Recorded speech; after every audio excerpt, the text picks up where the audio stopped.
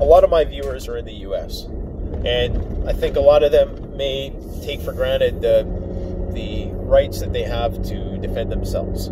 How does that work in Canada when it comes to firearms? Well, in Canada, despite what the bureaucracy continues to tell you, you can defend yourself with a firearm, and you always could. The difference is, in Canada, it's just very complex. So what I like to say is you can defend yourself with a firearm or a pipe wrench. It's equivalent, except a pipe wrench doesn't have its own act like a firearm does. Right. And that's why it's a lot more complex. There's storage, there's transportation regulations, there's handling regulations, there's all kinds of things that come into play when you use a firearm for that purpose. But yes, if it's a weapon of opportunity, you can use a firearm. But I think if you look at some of the firearm regulations, it says, for instance, it's a criminal offense to point a firearm at another person, whether it's loaded or not, but it says without lawful excuse. So pointing an unloaded firearm at a person in Canada is a criminal offense, and it's a very serious criminal offense. In fact, the penalties are up to 5 years in prison for that. So on a summary conviction, I think it's $5,000 and or 6 months, or up to 5 years first offense on an indictable offense. So very serious criminal offense. But if you do use a firearm to defend yourself, you know, all of the other criteria in the criminal code applies, and all the firearm regulations apply. So this is not legal advice, but a few of the criteria in the criminal code are: was your use of force reasonable in the circumstances? Was it proportional to the threat? All this stuff. These are all criteria. You'd have to read it yourself. But there's a whole set of requirements if you're going to do that. So is it possible? Yes. In Canada, the bureaucracy, meaning the RCMP and the politicians and the actual, administrative people, they all say that self-defense is not a legitimate reason to own a firearm. But the law actually says that it is. So, and what I tell my students is that, and then the law is in section, if you look at the Firearms Act in section 20, 28, and 117, it references protection of life, when it comes to firearms. But who gives you your firearms license and who administrates the Canadian Firearms Program? Is it the law or is it the bureaucracy? It's the bureaucracy. So in Canada, you can't say, yeah, it's getting weird out there. That's the reason why I want a PAL or a firearm. If you say that, it's over for you. They'll be like, oh, no, you don't get a license. Yeah. So, that's a funny situation to be in, because for me, I think it's absolutely reasonable that if someone is facing grievous bodily harm or death, that they use a firearm to defend themselves. I find that absolutely reasonable in every possible way. But yet the bureaucracy is telling you somehow that's not reasonable. So have people used firearms in Canada for the purpose of self-defense and not gone to jail? Absolutely. The bureaucracy, though, does like to make it as hard on you as possible. In Canada, it's the process that is the punishment. They'll charge you anyway, and you'll have to defend yourself. So if anybody out there is thinking, well, I'm going to use a firearm to defend myself, you have a lot of reading to do, and you need to do that ahead of time, including case law, and read the law itself. If you can get into some firearm forums, maybe there's a lawyer in there, get some advice there. It's a lot of information. How's that? Yeah. There's a lot of information that you need and to memorize before you get into that situation. So if I had any advice for somebody, it would be that. Do a lot of reading if that's rattling around in your brain. Yeah, it sounds very complicated. So let's just make an example scenario then. So somebody breaks in your home in the middle of the night. Maybe this person has a weapon. And I guess what would be the allowables use of force in that sort of situation? Because I know there wasn't a case in Saskatchewan recently where a guy just shot over the heads of some people who were vandalizing his property, and I think he was able to eventually get off as a result of it. He was acquitted, yeah. Yeah, but there definitely was, it did a lot of damage, obviously, to his personal life, and like you said, the punishment is in the process.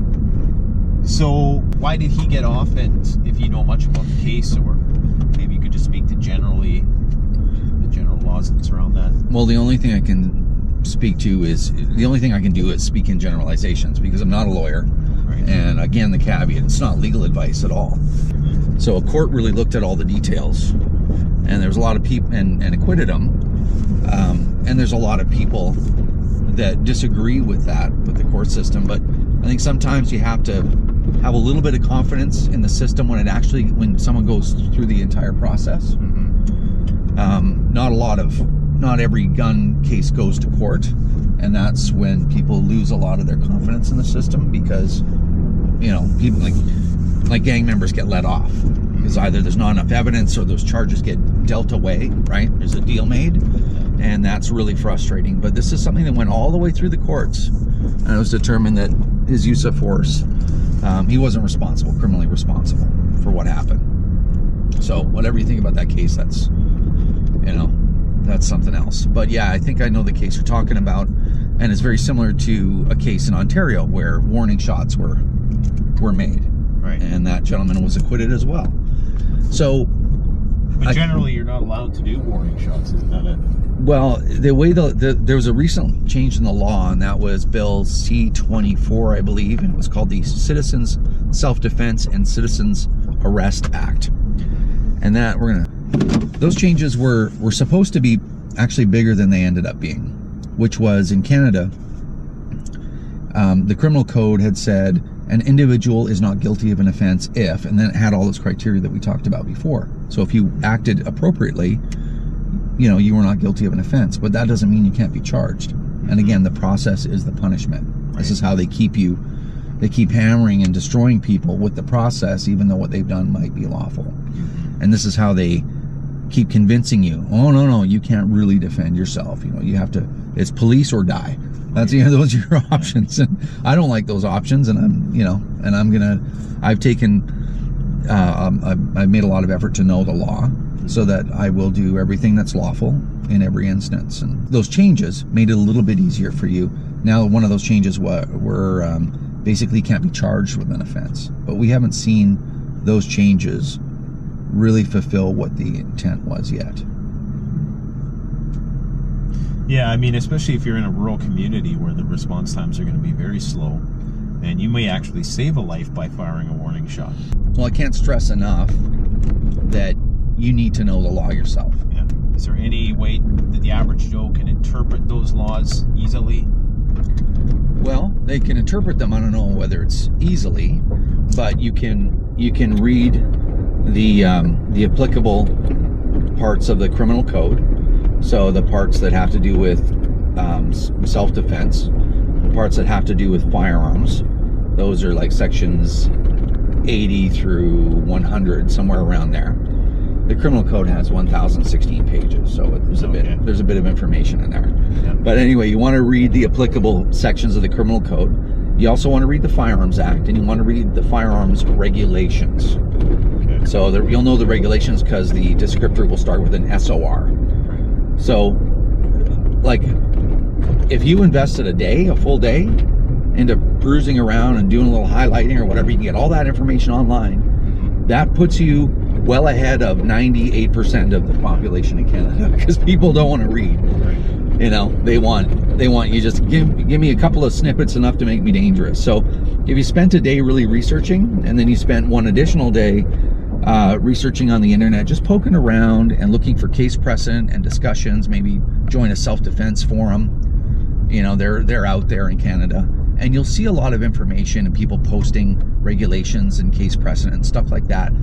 These are all really important things to know. Mm-hmm. You know, the basis of it is, were your actions reasonable in the circumstances? That's a big thing in Canadian law.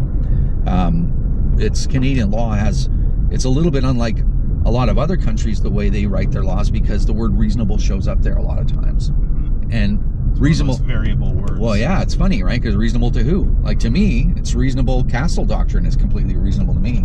Right? I mean, what do you? It's that ambiguous terminology, which it's potentially could win or lose a case. That's right, and your reaction, your use of force has to be proportional to the threat. Right.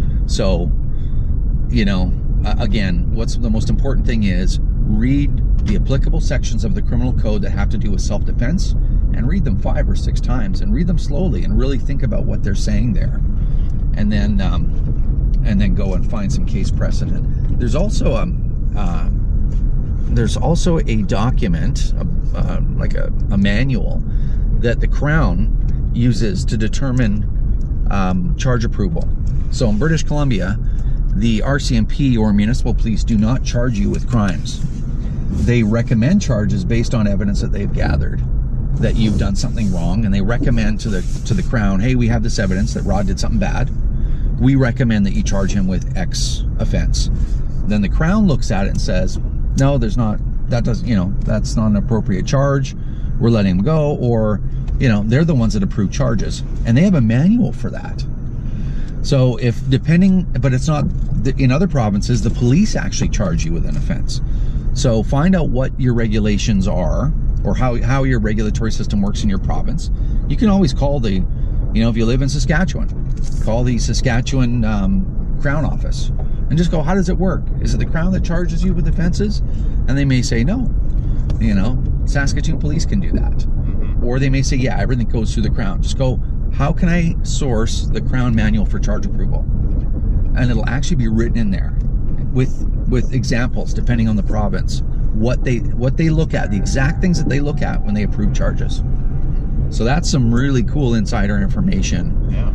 You know, yeah. So that's a good place to look for that info. You do that due diligence, you're like literally ahead of 99% of the population, and that's the due diligence that's required for you to do, for you to not have these negative things happen in your life for what is probably completely reasonable use of force in the circumstances. So.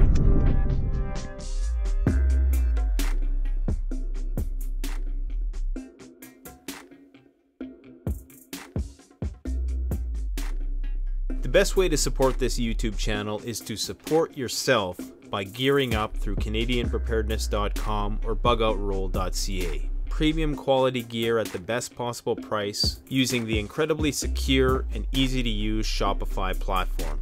We offer free shipping to the United States for orders over $200 USD and free shipping to Canada over $75. So support the channel by supporting yourself.